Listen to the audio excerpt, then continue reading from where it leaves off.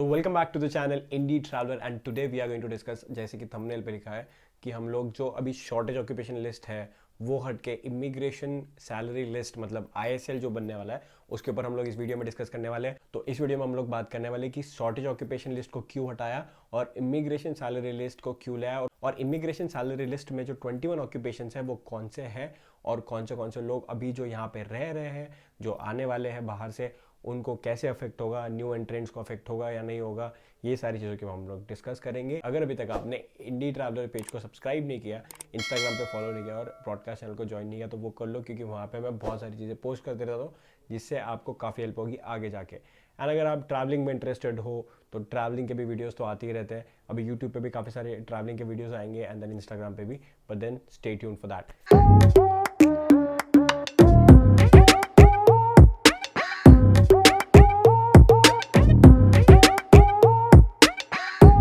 जो मैंने एक नीचे डिस्क्रिप्शन में एक साइट डाल दिया जहाँ पे जाके आप चेक कर सकते हो कि मैं कौन सी साइट को रेफर कर रहा हूँ, कौन सी साइट के बारे में मैं बात कर रहा हूँ। ठीक है, अब ये मैंने जो है रिसर्च के बाद थोड़ी बहुत चीज़ें पता लगाई है, सॉलिसिटर से बात किया है, क्या ये होने वाला है नहीं होने वाला है, ये सारी चीज़ें थोड़ा सा वी हैव डिस्कस्ड ऑलरेडी। तो वी हैव थोड़ा कॉन्क्रीट प्रूफ। अगेन ये जो भी बातें होगी या जो हो रही है अभी की शॉर्टेज ऑक्यूपेशन लिस्ट को हटा के इमिग्रेशन सैलरी लिस्ट को इंट्रोड्यूस कर रहे हैं और इसमें 21 ऑक्यूपेशन जो लिस्ट किए उन्होंने, ये सारा अभी तक का रिकमेंडेशन है। अब जो मैक होता है, MAC is migration advisory committee. अब जैसे कि नाम ही बोलता है कि it's advisory committee, it's advisory committee to और फॉर गवर्नमेंट। ठीक है, तो वो जो कमिटी है वो गवर्नमेंट को एडवाइस करता है कि जैसे जो माइग्रेशंस या जो माइग्रेटेड लोग होते हैं, इमिग्रेंट्स होते हैं, उनके लिए काम या जो भी है कि वो कैसे हटाए, कैसे बढ़ाए, जो भी माइग्रेशन से रिलेटेड सारी चीज़ें वो गवर्नमेंट को एडवाइस करते हैं। तो फॉर एग्जांपल जैसे पहले शॉर्टेज ऑक्यूपेशन लिस्ट था तो उसमें कितने सारे जॉब्स, 150 से भी ज़्यादा जॉब लिस्टेड थे।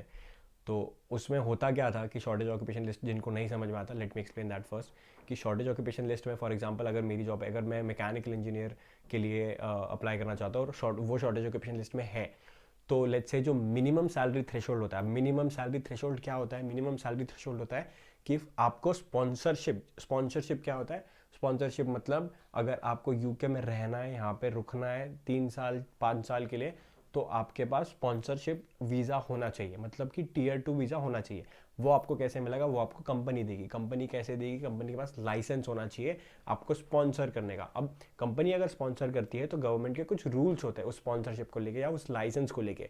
फॉर एग्जाम्पल आप कौन सा रोल में आप अप्लाई कर रहे हो, कौन से रोल में आपको कंपनी हायर कर रही है।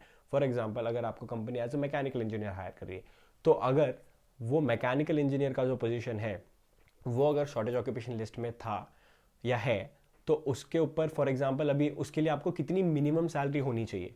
तो उसकी जो मिनिमम सैलरी पहले थी वो थी 26,200 समथिंग। ठीक है, अभी उसका जो मिनिमम सैलरी थ्रेशोल्ड है वो बढ़ा के 38,700 कर दिया है। तो इससे क्या हो रहा है कि अभी जो पहले जो इजीली जॉब मिल जाता था, क्योंकि कंपनी को इतना पैसा स्पेंड नहीं करना पड़ता था, कंपनी यूज्ड टू स्पेंड 26,200 और उनको इंजीनियर मिल जाता। Now they have to spend 38,700 which is the minimum salary threshold.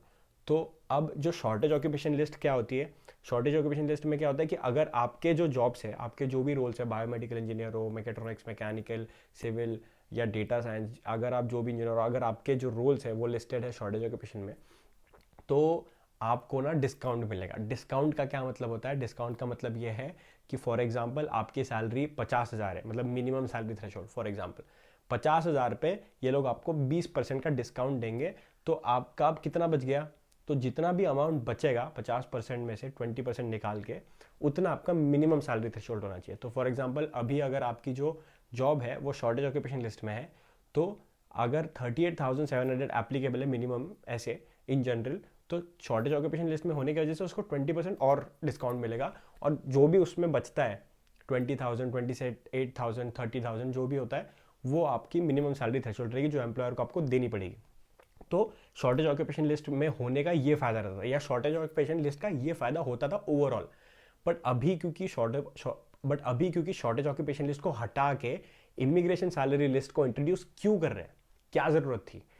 अब किया तो सेम ही है। देखो, इमिग्रेशन सैलरी लिस्ट में भी जॉब लिस्टेड है जिसमें आपको डिस्काउंट मिलेगा, आपके मिनिमम सैलरी थ्रेशोल्ड पे। अभी गवर्नमेंट ने ऑलरेडी 5 अनाउंसमेंट की थी, 5 में से 2 अनाउंसमेंट जो शॉर्टेज ऑक्यूपेशन लिस्ट से रिलेटेड थी वो मैं बता देता हूँ। एक तो थी कि उन्होंने शॉर्टेज ऑक्यूपेशन लिस्ट में जो 20% डिस्काउंट था वो हटा दिया था, ठीक है, मतलब हटा रहे हैं, अभी अप्रैल से हटेगा सब कुछ। और उसके बाद जो दूसरा था कि आपका जो मिनिमम सैलरी थ्रेशोल्ड है वो बढ़ चुका है 26,000 से लेकर 38,700, ये दो तो ऑलरेडी हो चुका था। तो इमिग्रेशन सैलरी लिस्ट को मैक ने क्यों इंट्रोड्यूस किया या एडवाइस क्यों किया गवर्नमेंट को? अभी जो इमिग्रेंट्स आ रहे थे, जो माइग्रेशन हो रहा था यूके में वो बहुत ज़्यादा हो रहा था, और lot of people from all the countries were coming in UK to obviously work and everything, and उनको ऑब्वियसली जो भी उनका क्राइटेरिया था वो फुलफिल करके या जिस भी तरीके से कोई स्पॉन्सरशिप खरीद रहा होगा, ये कर रहा होगा, वो कर रहा होगा, what ever they were doing, they were getting job. अब जो ये मैक कमेटी है, इन्होंने सोचा कि भैया ये इतने सारे जो लोग आ रहे हैं इनका काम ही है कि माइग्रेशन हैंडल करना, अभी इमिग्रेशन को रोकना या कम करना, रोक तो नहीं सकते, बंद तो नहीं कर सकते बॉर्डर्स, तो कम कैसे करें? तो they have recommended this list कि ये जो शॉर्टेज ऑक्यूपेशन लिस्ट है इनको हटाओ, इनके जगह एक नई लिस्ट शुरू करो जिसका नाम होगा इमिग्रेशन सैलरी लिस्ट, ठीक है। अब इसमें इन्होंने इतने जो 150 जॉब्स थे पहले लिस्टेड ऑक्यूपेशंस थे उनको हटा के इन्होंने सिर्फ किए हैं 21 ऑक्यूपेशन लिस्टेड। अब 21 ऑक्यूपेशन क्यों लिस्ट किए? क्योंकि ये वो ऑक्यूपेशंस होंगे जिनमें आपको डिस्काउंट मिलेगा या जो जिसमें मिनिमम सैलरी थ्रेशोल्ड जो है वो 38,700 नहीं रहेगा, मतलब वो ही रहेगा लेकिन 20% डिस्काउंट के बाद कम हो जाएगा। तो एम्प्लॉयर जो है, एम्प्लॉयर के लिए ईजी रहेगा कि अगर उनका जो टैलेंट है, अगर किसी स्किल्ड वर्कर को उन्हें उठाना है तो दे नो कि अभी इन लोगों में से ही उठा सकते हैं और इतनी सैलरी देनी पड़ेगी, तो वो लोग ज़्यादा लोगों को हायर नहीं कर पाएंगे क्योंकि ज़्यादा कंपनीज में, बहुत सारी कंपनीज नहीं यार हायर कर सकती ना, इतनी कैपेसिटी नहीं होती है। फॉर एग्जांपल अगर मेरी खुद की कंपनी है, ठीक है, इंडियन नेटवर्क, अगर मुझे खुद किसी को हायर करना है और कंपनी कहती है अगर तुम्हें किसी को स्पॉन्सरशिप देना है, किसी को बाहर से मंगवाना है, फॉर एग्जाम्पल मुझे इंडिया से किसी को यहाँ बुलाना है तो मुझे स्पॉन्सरशिप देनी पड़ेगी।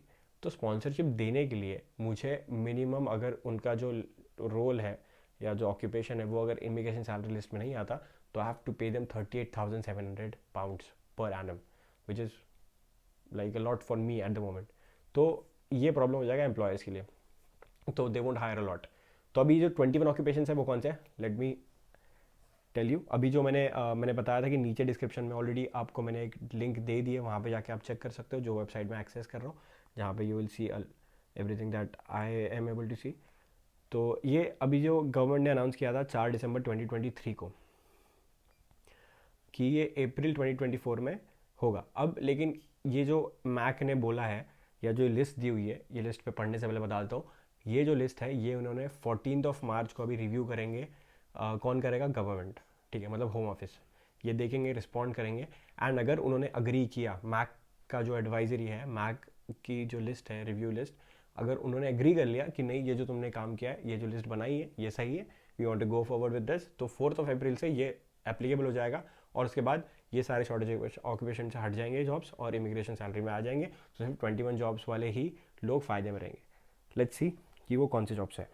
जो टेबल है इसमें यू कैन सी कि managers and proprietors in forestry, fishing and related services, and only fishing and boat masters. तो salary threshold if on ISL, अगर ये ISL में है तो इसका सैलरी थ्रेशोल्ड रहेगा 30,960, नॉर्मली होना चाहिए था 38,700 इन ऑल दीज कैटेगरीज। जैसे अभी केयर वर्कर्स है एंड होम केयरर्स है, उनके लिए अभी भी जो मिनिमम सैलरी थ्रेशोल्ड है वो है 23,200 और सीनियर केयर वर्कर्स के लिए है 23,200 सेम। तो जो केयर होम वाले या केयर वर्कर्स मतलब उस फील्ड में जाना चाहते थे केयर होम वाले, तो फॉर देम इट इज़ 23,200, उनको कोई टेंशन नहीं है। बट जो बाकी जो इंजीनियरिंग वाले जो बहुत सारे फील्ड थे, ऑक्यूपेशंस है जो लिस्टेड थे शॉर्टेज ऑक्यूपेशन में, जो अभी निकल जाएंगे 4 अप्रैल के बाद, तो उनके लिए ये प्रॉब्लम है। तो अभी आपको जॉब मिलने में, जो स्पॉन्सर जॉब मिलने में थोड़ी तकलीफ होगी क्योंकि एम्प्लॉयर हायर ही नहीं कर पाएंगे इतने लोग इतने ज़्यादा सैलरी में। पहले सैलरी कम थी, लोग ज़्यादा हायर करते थे, अब सैलरी बढ़ गई है तो लोग कम हायर करेंगे। दिस इज़ द आइडिया, तो लोग कम आएंगे। यही पूरा आइडिया है इमिग्रेशन का कम करने का, MAC is again migration advisory committee जो गवर्नमेंट को एडवाइस करती है। तो अगर आपको इससे रिलेटेड कोई भी क्वेरी है तो आप नीचे एक तो कमेंट कर दो या तो इंस्टाग्राम पे मैसेज कर दो, और मैं इससे रिलेटेड जितने भी अपडेट्स आएंगे सारे उस पर इंस्टाग्राम पे आपको आते रहेंगे, और उसके बाद बाकी ब्रॉडकास्ट चैनल पे भी आपको जितने भी लिंक्स हैं वो आते रहेंगे। तो मेक श्योर कि आप ये सारी चीज़ें फॉलो करो मतलब जो भी सोशल मीडिया है उन सबको फॉलो कर लो, ताकि आपको अपडेट्स हर जगह से मिले, कहीं ना कहीं कुछ ना कुछ तो मिल ही जाएगा आपको मेरी तरीके से। एंड देन मिलते हैं आपको नेक्स्ट वीडियो में।